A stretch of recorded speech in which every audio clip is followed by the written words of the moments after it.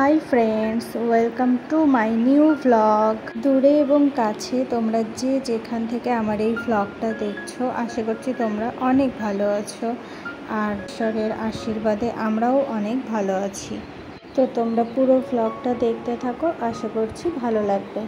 আর এই ভিউটা দেখো আমাদের ছাদ থেকে নেওয়া। তো চারপাশটা এরকম সবুজ দিয়ে ভর্তি, আমার তো খুব ভালো লাগে। এখন তো বাসন্তী পুজো চলছে, তো বাসন্তী পুজোর আজকে হলো অষ্টমী, তাই অষ্টমীর শুভেচ্ছা জানাই তোমাদের সবাইকে। আমাদের এখানে একটা বাড়িতে বাসন্তী পুজো হয়, তাই আজকে যাব সেই বাড়িতে ঠাকুর দেখতে। আর তাই তোমাদেরও নিয়ে যাব সেখানে, তোমরাও দর্শন করো। আর এখন আমি চলে এসেছি রান্নাঘরে। তো সকাল সকাল আমার তো একটাই ডিউটি, সবার আগে ছেলেকে ঘুম থেকে তুলে ওর টিফিন বানানো, ওকে খাওয়ানো, ওকে রেডি করা ওর স্কুলের জন্য, সব কিছু গুছিয়ে আমাকে দিতে হবে। ও এত বড় হয়েছে, এখনও নিজে নিজে কিচ্ছু করতে পারে না, সেই আমি হাতে ধরে ধরে সব কিছু করে দেবো তারপরে।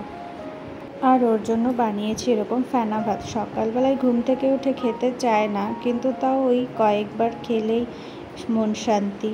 তাও তো পেটে একটু পড়েছে কিছু, তাছাড়া তো ও আবার না কিচ্ছু খেতে চায় না, কোনো কিচ্ছুই খাবে না, শুধু ওর ভাত লাগবে সকালবেলায়। সেই জন্য ওর জন্য একটু ভাত করে দিই আমি।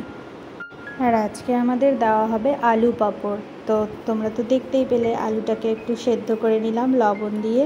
তারপরে এখন আমি ছাদে চলে এসেছি আলুগুলো নিয়ে। ছাদে এসে একটা শাড়ি বিছিয়ে দিয়েছি, তারপরে এখন একটা একটা করে আমি এই আলুগুলোকে শুকোতে দেব রোদ্রে। শুকিয়ে তারপরে আলুর পাঁপড়গুলো আমাদের হয়ে যাবে।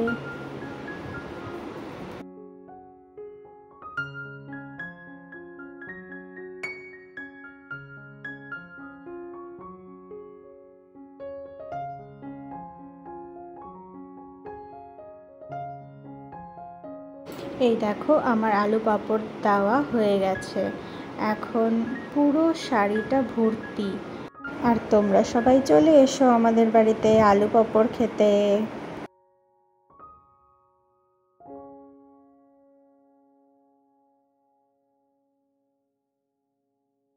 আর এই দেখো আকাশ দিয়ে কি যাচ্ছে, এখন তো ভোট চলেই আসলো, সেই জন্য দুদিন থেকে খুব হেলিকপ্টার যাচ্ছে। আজকে তো পরপর 2 না 3টে হেলিকপ্টার গেল। এই হেলিকপ্টারে করে নাকি নরেন্দ্র মোদী এসেছিল, বালুরঘাটে গিয়েছিল, এখন বালুরঘাট থেকে রায়গঞ্জ যাচ্ছে। আর তোমাদের তো আগেই বললাম আজকে বাসন্তী পুজো ঠাকুর দেখতে যাব, তাই দেখো আমি রেডি হয়ে গিয়েছি। তো পয়লা বৈশাখের নতুন শাড়িটা পরে নিলাম, তারপরে যাব এখন ঠাকুর দেখতে। তো শাশুড়িমা বললো যাবে না, আমি তোজো আর আমার জেঠি শাশুড়ির ছেলের বউ আর তার নাতি, আমরা এই কয়জনেই যাব। তো সন্ধে হয়ে গেছে,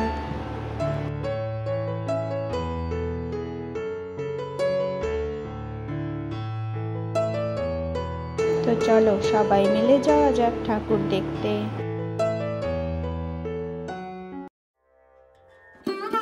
চলে এসেছি পুজো বাড়িতে, এখন ঠাকুর দর্শন করছি। তোমরাও ঠাকুর দর্শন করে নাও, খুব সুন্দর হয়েছে ঠাকুরগুলো, নমস্কার করে নিলাম। আর দারুণ সাজিয়েছে।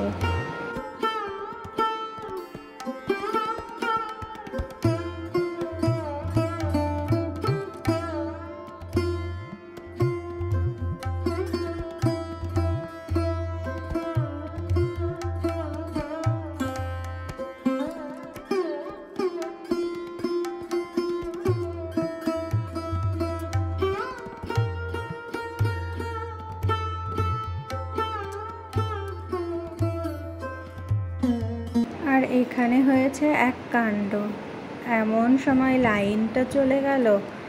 আর মানে কি বলবো, জেনারেটরটা চালাতে দেরি হয়েছিল, অনেকটা টাইম আমাদের অন্ধকারেই বসে থাকতে হয়েছে। তারপরে দেখো প্রসাদ খেতে চলে এসেছি, এখানে প্রসাদের জন্য খিচুড়ি রান্না করা হচ্ছে।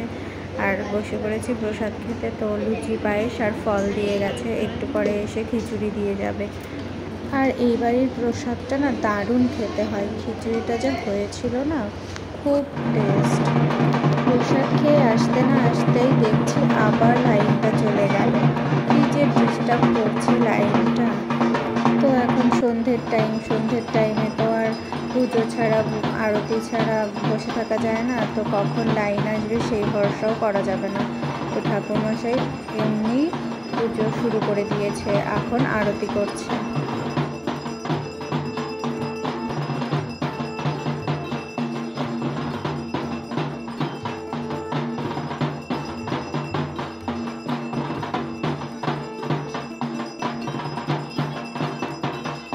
যাক বাবা, কারেন্টটা তাহলে আসলো।